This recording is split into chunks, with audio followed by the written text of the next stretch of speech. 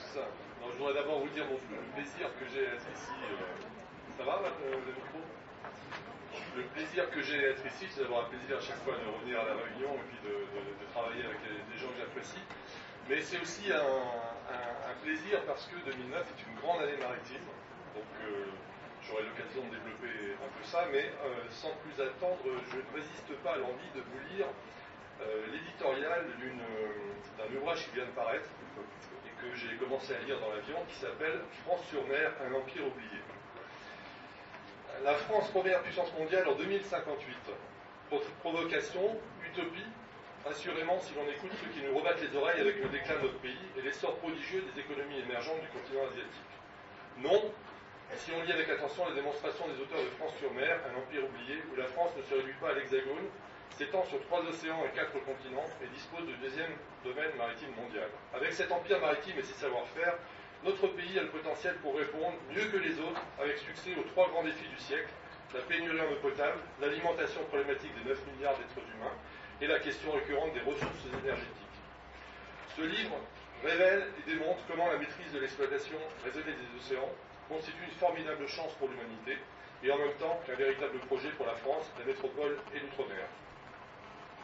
Alors, c'est évidemment, moi j'ai aucune action dans ce livre-là, mais quand on sait que le rédacteur de ce livre-là, et les rédacteurs sont Philippe Folliot, qui est député du Tarn et qui a 46 ans, et Xavier Louis, 62 ans, qui est connu pour avoir dirigé le Tour de France et qui était aussi maire adjoint de Sarlat, là, on voit que les choses ont vraiment changé.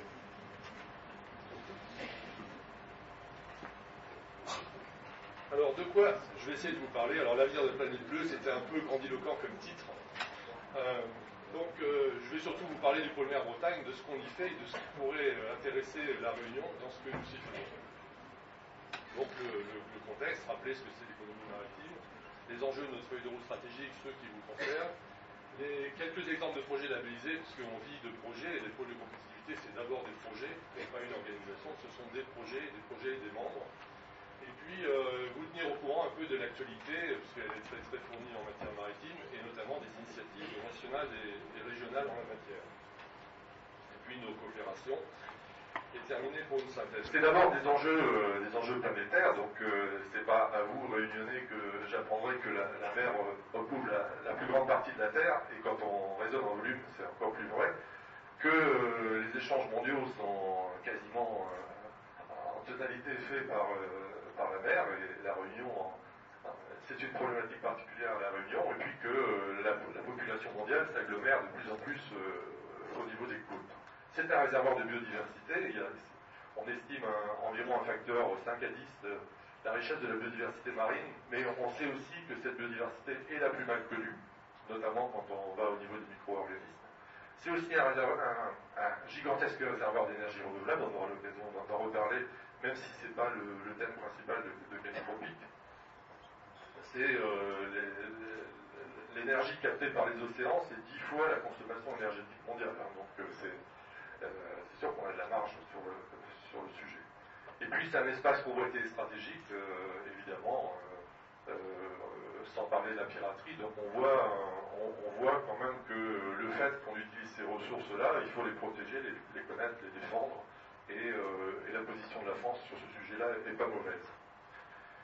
C'est aussi un enjeu économique, ce n'est pas seulement un enjeu environnemental et un enjeu de sécurité, c'est un enjeu économique. Alors, le cluster maritime français estime à 53 milliards d'euros l'économie maritime en France, donc soit 3% du PIB, 312 000 emplois directs, plus les emplois indirects, et puis en plus les emplois liés au tourisme littoral, dont on sait assez mal séparer la partie qui est vraiment maritime et la partie qui est non maritime.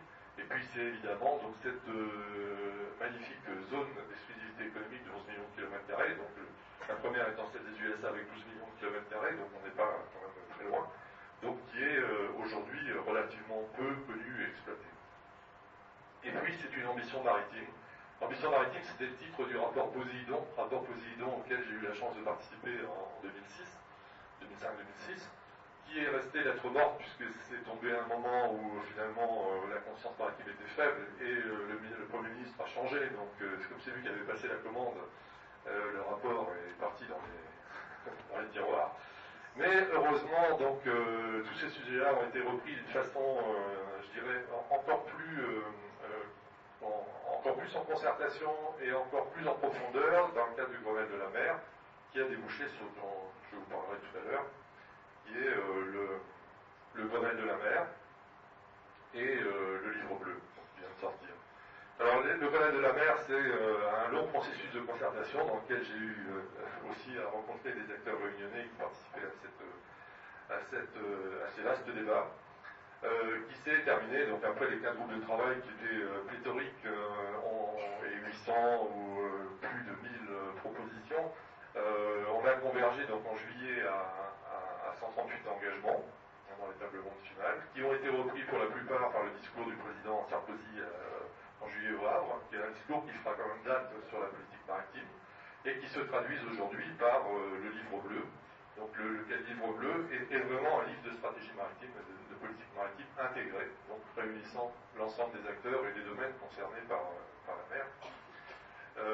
Et donc les priorités du livre bleu, c'est investir dans l'avenir, donc à la fois évidemment la science, la connaissance, connaître pour protéger, former, éduquer. C'est que j'en oublie pas, développer une économie durable pour la mer et le littoral. Donc on est bien au cœur du sujet. C'est aussi la troisième priorité stratégique, c'est promouvoir la dimension maritime des Outre-mer, puisque les Outre-mer exploitent relativement peu leur spécificité maritime. Et puis affiner la place de la France dans le concert mondial sur ces sujets-là. Donc vous voyez, c'est vraiment, on est dans un alignement de planètes là, qui n'a jamais été aussi favorable depuis vraiment bien longtemps, depuis peut-être Richelieu. Donc les thèmes que l'on retrouve dans le pôle mer, enfin, qui sont promus par le pôle mer, qui sont alignés avec notre feuille de route stratégique et qui sont les engagements du Grenelle, qui sont dans le discours de Nicolas Sarkozy et qui sont aussi dans le livre bleu, sont les énergies marines, l'industrie navale, donc soutien à l'industrie navale, puisqu'on va lancer un programme sur les navires du futur dont je vous reparlerai, le traitement des pollutions marines, la pêche et l'aquaculture intégrée et écologiquement soutenable, l'aménagement et la gestion intégrée du littoral, la surveillance et le contrôle des milieux marins, et puis enfin, un abyssal besoin de connaissances. C'est sûr qu'on connaît peu de choses sur la mer, et on a besoin de connaître pour pouvoir développer de façon durable. Alors, dans l'actualité, il y a aussi le grand emprunt. Alors, quand on fait la lecture première du rapport de la commission grand emprunt, donc pour le moment, il n'existe pas, puisque le président doit en parler lundi, donc pour le moment, ça n'existe pas, mais on a quand même lu les propositions. Alors, on était déçus à la première lecture de ne pas voir le mot mer une seule fois, bien sûr, mais j'ai juste vu le mot navire une fois, et puis il doit y avoir un autre, énergie marine aussi doit être cité. Néanmoins, il y a beaucoup d'actions, quand on regarde bien ce projet, en fait, il y a beaucoup d'actions dans lesquelles les actions maritimes peuvent s'intégrer, notamment les actions de recherche, les actions de formation, les actions sur les énergies marines, j'en ai parlé, les navires du futur. Donc, on va retrouver dans le grand emprunt, certes, il y a encore beaucoup de travail à faire pour avoir vraiment l'argent, mais on va retrouver dans ce grand emprunt quand même, disons, les principales lignes de force qui vont nous permettre de financer une partie, en fait, des enjeux et des ambitions que nous poursuivons dans le pôle. Alors les différents points d'entrée qu'on va utiliser pour contribuer à ce grand emprunt sont le club des 17 pôles mondiaux, là, dont nous faisons partie, via le GICAN, qui est le groupement des industries et constructions et activités navales, IPANEMA, donc, qui est l'initiative nationale partenariale pour les énergies marines, le ministère de l'Agriculture, puisqu'il avait, alors on doit dire ministère de l'Alimentation, de l'Agriculture et de la Pêche pour être complet, qui a émis 10 priorités agro-industrielles dans lesquelles il y a des priorités pêche. Le ministère de la Recherche, avec lequel on a des contacts de plus en plus fréquents et soutenus, donc qui soutient notamment, qui a fait évoluer sa politique, puisque dans le schéma national d'innovation, il ne parlait pas d'énergie marine, par exemple. Donc on a fait modifier pour que les énergies marines soient dans les priorités énergétiques du programme sur les énergies décarbonées. Et puis le Conseil régional de Bretagne, vous savez que la Bretagne est une région maritime par excellence, et donc on est très soutenu par l'ensemble des acteurs, aussi bien l'État en région que le Conseil régional. Alors, un petit point sur le pôle. Donc aujourd'hui 325 adhérents, il y a quelques adhérents qui sortent, mais il y en a aussi beaucoup qui rentrent, de plus en plus d'ailleurs hors de la région. Et en moyenne, depuis le début du pôle, on a 15% d'adhérents de plus par an, donc ce qui est un taux de croissance assez intéressant, sur lequel on n'a pas travaillé du tout. C'est-à-dire, ça vient naturellement, simplement l'attractivité, le fait que les gens sachent qu'il y aura des acteurs, il y a des projets, c'est un pôle qui fonctionne bien du point de vue animation, donc fait que des gens viennent faire des projets, et aujourd'hui, la plupart de nos projets intègrent des acteurs qui sont hors de la région, avec un équilibre qui est assez bon. Alors je n'aurai pas le temps de vous montrer l'équilibre en termes de financement de projets, etc. Mais grosso modo, ce qu'on peut dire, bon, il y a forcément une majorité de PME dans le pôle, hein, comme dans la plupart des pôles, mais grosso modo, on peut dire que 40% des financements vont aux PME, 40% à la recherche et 20% aux grands groupes. Donc le modèle de transfert recherche vers les PME sous l'animation des grands groupes fonctionne de façon canonique en fait, dans le pôle mer Bretagne. Un point sur les projets, donc aujourd'hui nos projets labellisés représentent un montant total de 268 millions d'euros, 92 projets labellisés le mois dernier. Vous voyez l'équilibre entre nos différents thèmes, vous voyez aussi les différents thèmes, donc je ne vais pas tous les commenter. On voit que sur les ressources énergétiques marines, c'est un terme, si je peux dire, en la matière beaucoup plus émergent que les autres, parce qu'il y a d'abord le stock de projets, il n'y avait pas un stock de projets. Les projets sont par contre beaucoup plus conséquents. Et c'est parmi les projets qui aujourd'hui ne sont pas financés, il faut être clair. Le premier source de financement en fait, pour ces projets-là est l'appel à manifestation d'intérêt de l'ADEME, donc auquel 4 projets ont été soumis pour le pôle mer, qui donc va permettre de déclencher quelque chose parce que le FUI ne s'intéressait pas à ça, c'était des projets trop gros ou qui n'avaient pas leur priorité. Le ministère de l'Industrie s'intéressait relativement peu au domaine énergétique marine, donc il faut être clair. Beaucoup de projets dans le domaine des ressources biologiques marines, mais c'est vrai qu'en fait ils regroupent deux thèmes, hein, puisqu'il y a à la fois pêche, aquaculture durable, et puis biotechnologie marine. Et puis donc pas mal de projets au niveau sécurité sûreté maritime, c'est un thème assez vaste. Alors si le pôle mer Bretagne est jumelé avec le pôle mer PACA, donc nous travaillons de concert depuis le départ et de façon étroitement coordonnée. Donc quand on totalise l'ensemble des projets mer Bretagne et mer PACA, on dépasse les 500 millions d'euros, on doit être à 550. Donc globalement, c'est quand même une dynamique de projet qui marche. Ça, on peut dire ça. Ça fait à la fois beaucoup, parce que 550 millions d'euros, c'est quand même une somme en investissement, d'autant que c'est 70% apportés par les porteurs de projets et 30% de subventions publiques, qui se répartissent grosso modo entre 2 tiers de l'État et 1 tiers des collectivités locales, dans ce tiers de financement public. C'est à la fois beaucoup et pas beaucoup, puisque rapporté aux 53 milliards de chiffre d'affaires finalement de l'économie maritime, et du fait que ça c'est un cumul au bout de 4 ans, quand vous ramenez ça, ça fait un pourcentage très très faible. Et quand vous avez en perspective que la politique de Lisbonne, 3% du PIB dans la R&D, c'est très très peu. Alors certes, ces projets-là ne représentent qu'une partie émergée de l'iceberg, puisque toute la recherche se fait pas, toute la R&D se fait pas dans les pôles, et loin de là, mais ça relativise un peu, et ça montre qu'il faudrait en fait quasiment faire 3 fois ça pour être au niveau des enjeux d'une croissance en fait de l'économie maritime. Alors la feuille de route stratégique, donc je reprendrai ici que les grandes lignes des sujets qui concernent les acteurs réunionnais, donc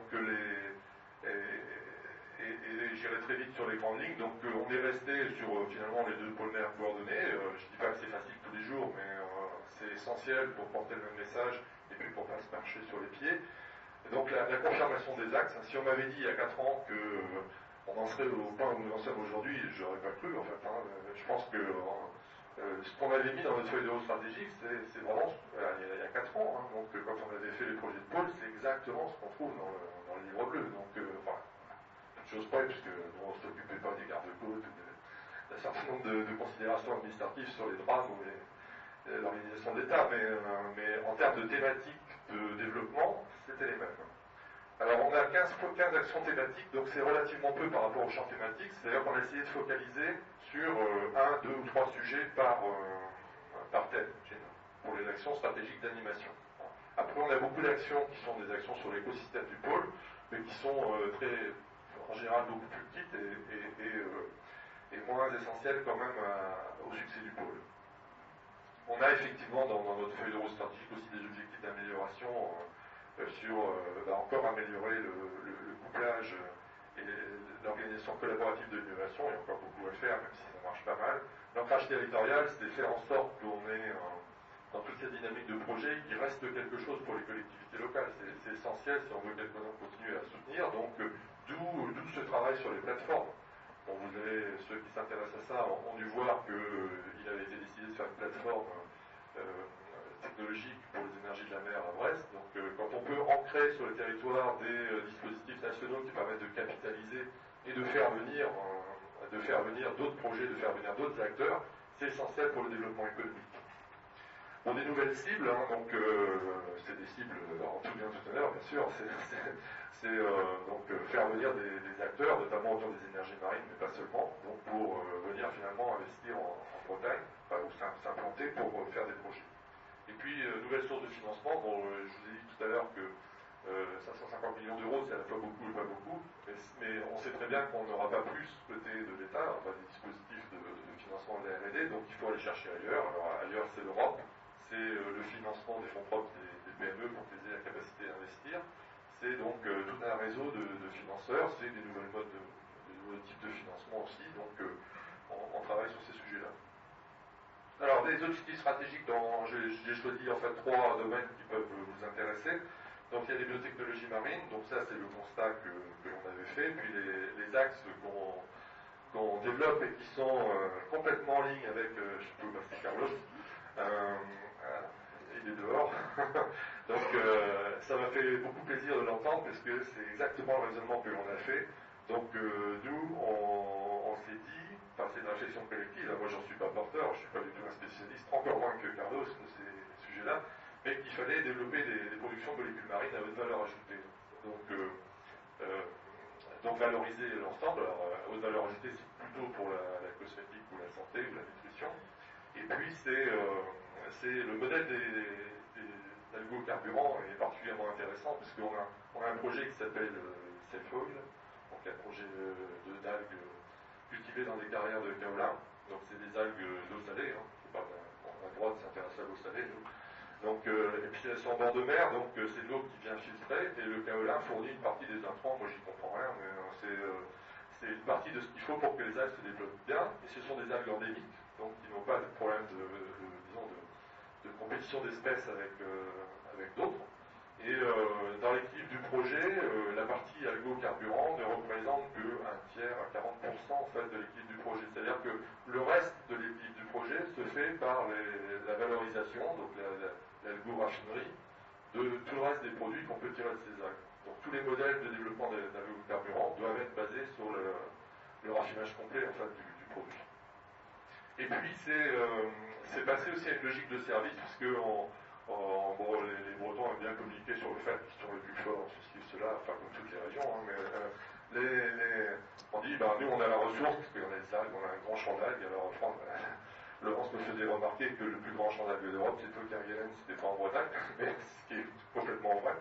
Et par contre, ça suffit pas, d'une part parce que cette ressource est fragile, elle est même menacée dans certains cas, et puis à partir du moment où on a développé le savoir-faire de raffinage de cette ressource, d'exploitation de cette ressource, on peut aussi faire venir, donc on travaille pas mal avec le Chili, mais une fois qu'on a le savoir-faire, faire venir des algues des Kerguelen du Chili et les travailler en Bretagne, c'est aussi une valeur ajoutée qu'on peut avoir.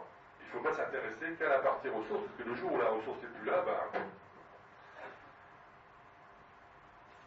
donc le deuxième thème stratégique pour le pôle dont je voulais vous parler, c'est la pêche-aquaculture. Donc vous voyez, c'est un thème aussi extrêmement vaste.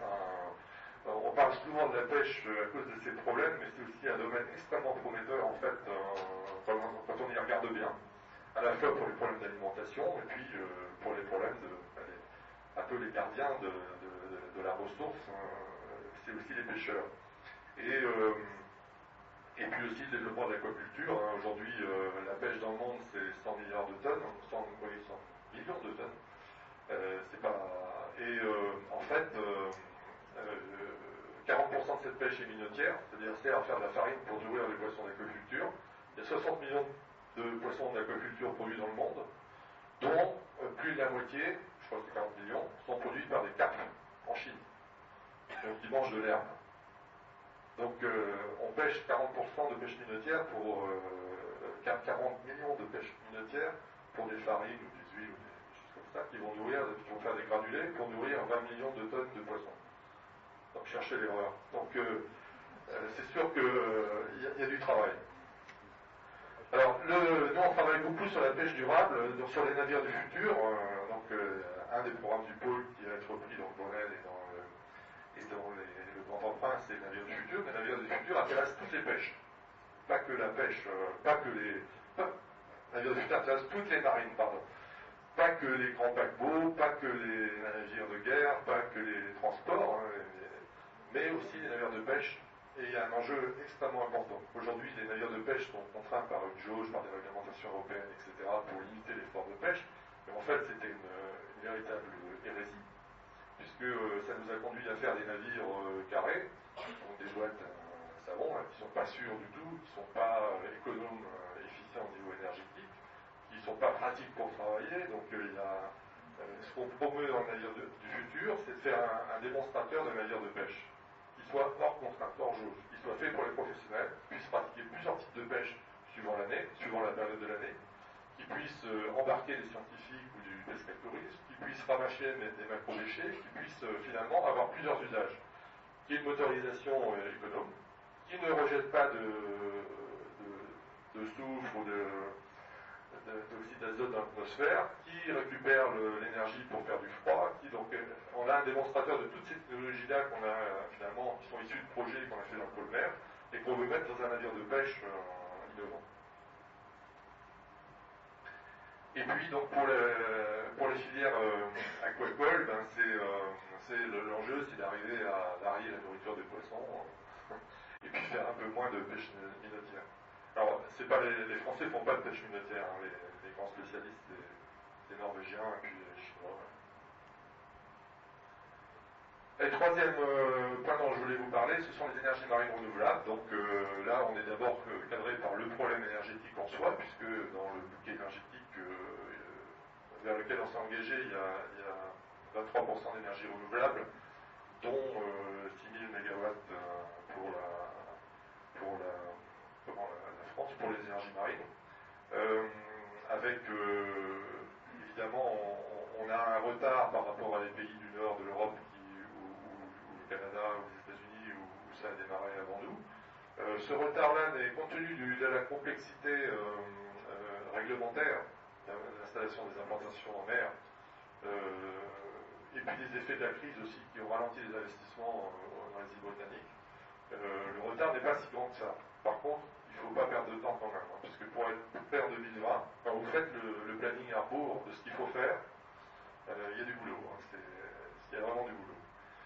Donc là, la Réunion est très concernée. Là, je discutais tout à l'heure avec le représentant de la REM, il y a beaucoup de choses à faire. Il y a beaucoup de types de technologies. Ça me fait faire un commentaire, là, Carlos est parvenu, mais sur la maturation des technologies. Ce sont des technologies extrêmement prometteuses, aussi bien les biotechnologies type micro-algues que les énergies marines, mais le fait qu'on les médiatise, qu'elles soient prometteuses, fait qu'on les médiatise. À partir du moment où on les médiatise, les médias, la population, attendent des résultats tout de suite. Et il faut être patient. Développer une technologie, ça peut prendre 10 ans, 15 ans. Moi, je viens d'un milieu, je travaille pour l'électronique de défense, là, je travaille chez Thales. J'ai participé, et dans mes responsabilités, j'ai le développement des technologies et l'insertion des technologies. Mais moi, ça ne me fait pas peur de faire des plans pour 20 ans. Aujourd'hui, on essaye de vendre le Rafale, l'avion Rafale à l'exportation, avec une antenne active, une antenne d'abalage électronique actif. Les premiers développements auxquels j'ai participé sur le projet datent de 1990, pas 1800 quand même, mais 1990. Donc, là, on met sur le marché, et la France nous a commandé la première tranche, là, donc en fin 2009, donc 20 ans de développement. Et on est les seuls non-européens, enfin les seuls non-américains, pardon, à mettre cette technologie sur le marché. Il y a 3 concurrents américains, on est les seuls à avoir une antenne prouvée au combat de ce type-là. Mais ça a mis 20 ans. Sur les énergies marines, ça mettra 10-15 ans. Il ne faut pas attendre qu'on soit à pleine maturité. Sur les micro-algues, c'est pareil. On définit des échelles de maturité sur la technologie qui vont de 1 à 10. C'est des méthodes qui sont tirées de la NASA ou des grands contractants de défense américains. Et ben, il faut passer par des étapes, il ne faut pas brûler les étapes. Si on brûle les étapes, on peut être que déçu. Donc on doit prouver le principe en laboratoire, puis dans des démonstrateurs, puis développer, faire du développement, faire du développement industriel, faire de la montée en production, qualifier la production, et c'est seulement quand on travaille dans l'ordre comme ça, on peut rapprocher les étapes, essayer d'aller le plus vite possible, mais il ne faut pas brûler les étapes. L'insertion des technologies, c'est un problème extrêmement sérieux et qui est très peu compris par le grand public.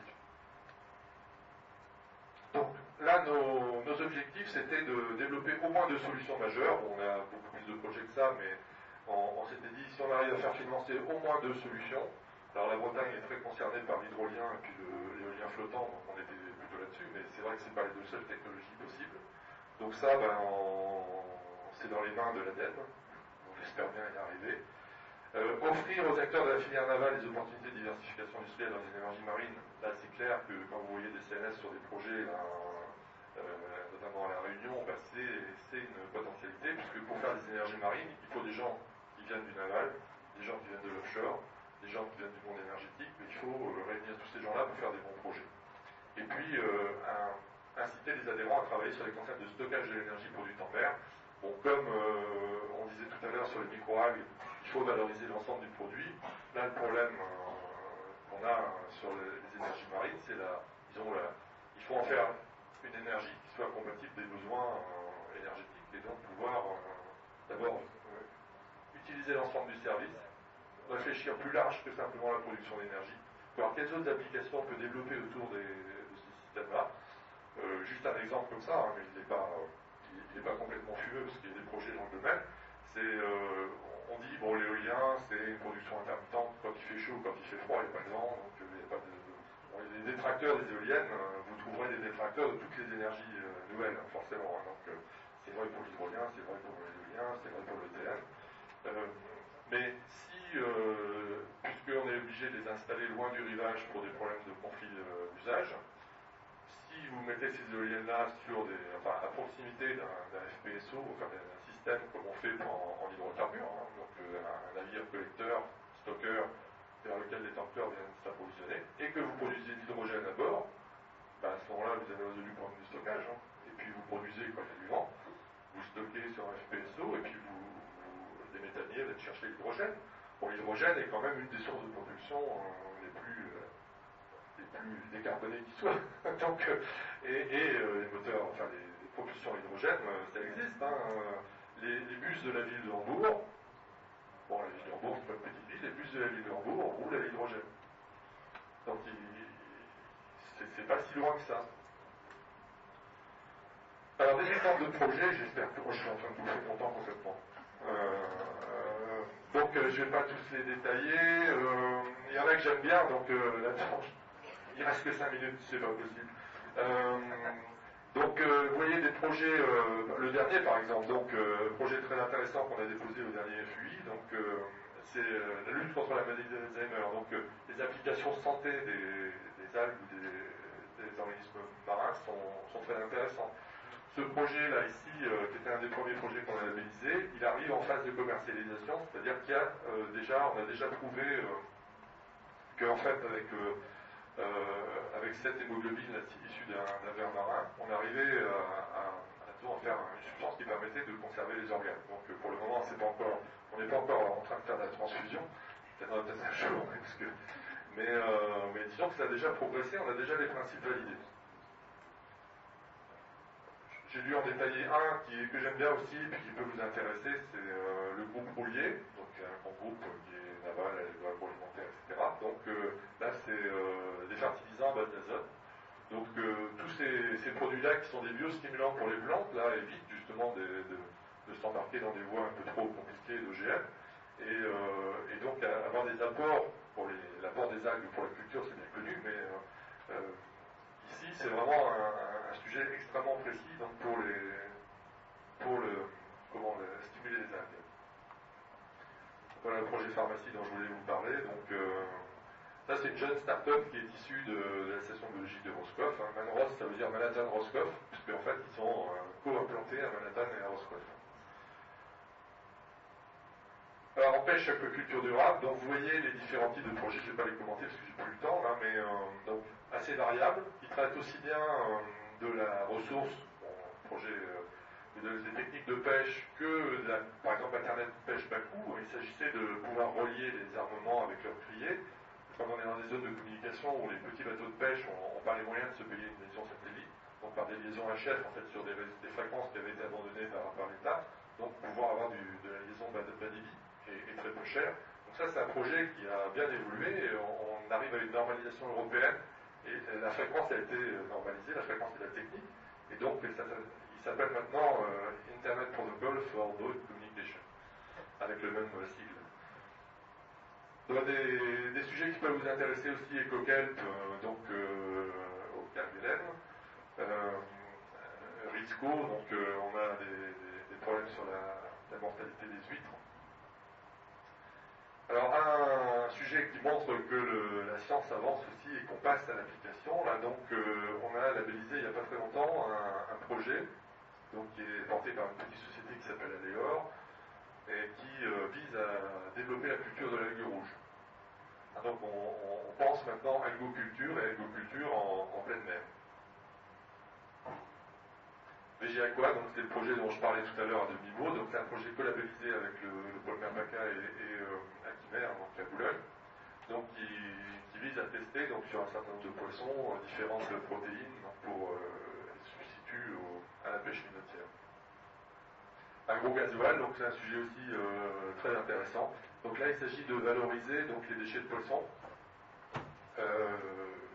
Et c'est à la fois un projet technique et de bioraffinerie, là, comme on disait tout à l'heure, mais c'est aussi un projet dans l'esprit qui est très intéressant, parce que c'est un projet coopératif. L'idée, c'est qu'au niveau d'une pêcherie, en fait, on investisse collectivement dans un moyen de transformation, et qu'après, l'huile qui sort de ça donc, soit réinjectée dans les bateaux. Donc ça, c'est vraiment un modèle de développement durable qui est très intéressant. Et puis, dans des phases ultérieures, c'est un projet qui vise à pouvoir s'installer aussi sur des bateaux-usines et donc pouvoir, puisque la contrainte de ramener les déchets des poissons à bord et à terre va être économiquement très difficile à supporter, et puis même c'est à la limite de la faisabilité. Et donc si on pouvait traiter ou pré-traiter pour avoir des express secs à bord, c'est sûr que c'est des techniques qui sont très intéressantes et très prometteuses. Ça peut s'intéresser aussi éventuellement, je disais, aux algues, à condition d'avoir les procédés adaptés, puisque le poids d'eau dans les algues est très intéressant. Alors, énergie marine renouvelable. Donc là, la liste de nos projets, je ne vais pas tous les détailler, ceux qui sont intéressés les connaissent déjà. Donc, juste pour montrer qu'il n'y a pas que les projets conventionnels, il y a aussi des gens qui essayent de changer de paradigme.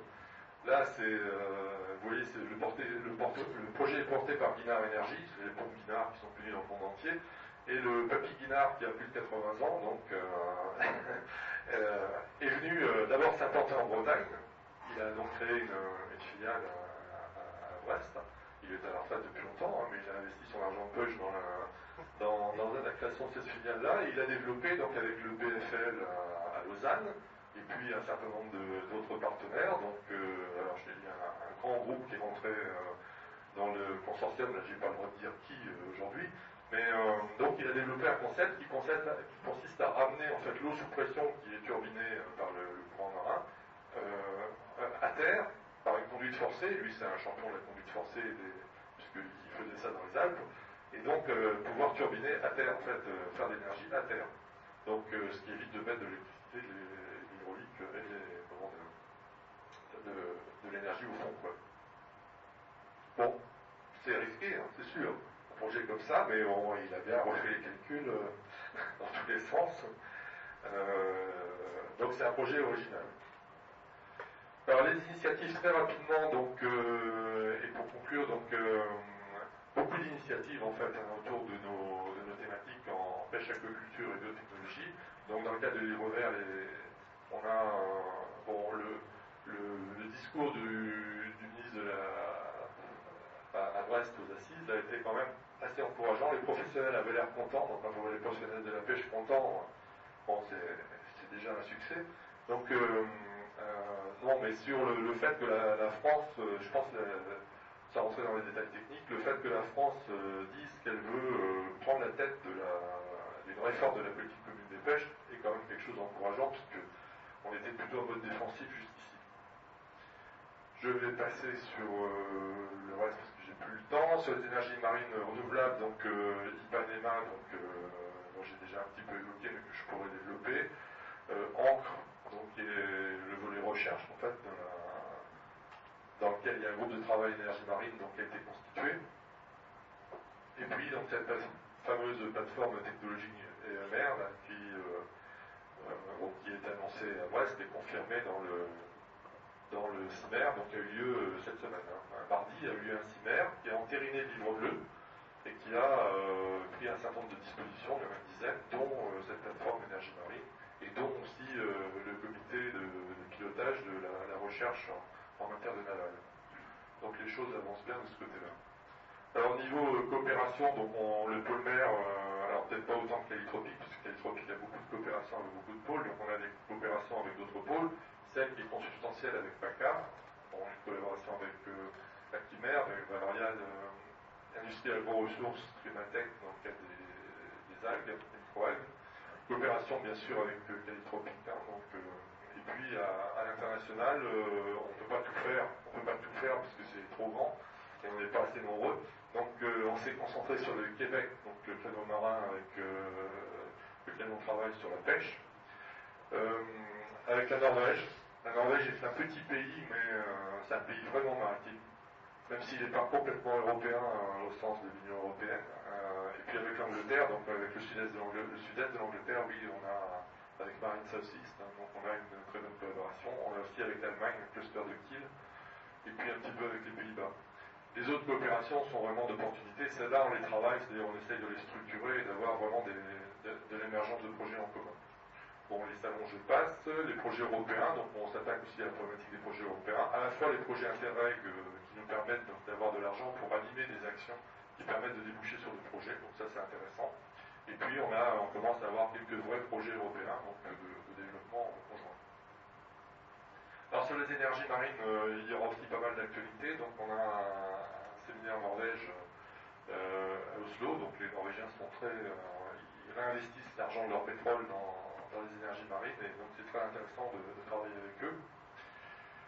Le reste, je passe. Parce que j'ai plus le temps. J'arrive à la synthèse. J'ai débordé un peu. Alors donc ce que je voulais vous dire en résumé là, c'est que on a vraiment l'impression depuis 4 ans que le pôle existe, qu'on a franchi des étapes majeures pour faire reconnaître le fait maritime et pour faire mettre en place une stratégie maritime pour la France. On est très content aussi de voir que dans cette stratégie maritime, le rôle des pôles mer est reconnu à la fois comme outil en fait intégrateur, puisqu'on travaille en transversal sur toutes les thématiques et toutes les filières, et puis que notre stratégie, la stratégie qu'on avait imaginée, est confortée par ces différentes dispositions. On est très content aussi de constater que l'importance de l'outre-mer et de son économie maritime sont reconnues. Et on avait intuité ça assez facilement parce que étant très en contact avec la marine, on savait bien le rôle que joue la marine française. Et quand on regarde derrière nous les 1000 dernières années de l'histoire, ou même les 2000 dernières années, on voit que la puissance maritime, c'est quand même un fait. Il faut savoir défendre par une marine forte sa puissance maritime. Le regroupement des forces, néanmoins, et les coopérations sont indispensables. Même si on est beaucoup plus nombreux en Bretagne à travailler sur les sciences et techniques de la mer qu'à La Réunion. À La Réunion, c'est essentiel que les forces se mettent ensemble, mais nous, on estime qu'on est trop petits en fait pour être reconnu le lieu où ça se passe. On est trop petits, donc on doit collaborer. On collabore avec PACA, on collabore avec l'étranger, mais on doit aussi agglomérer en fait aujourd'hui au niveau université, au niveau recherche. On est obligé d'avoir certaines tailles critiques pour pouvoir faire des investissements et pour pouvoir avoir un pouvoir d'attractivité. Et puis, dans le constat aussi général que l'on fait, c'est que les ressources biologiques et énergétiques maritimes sont vraiment l'avenir de la planète bleue. Voilà.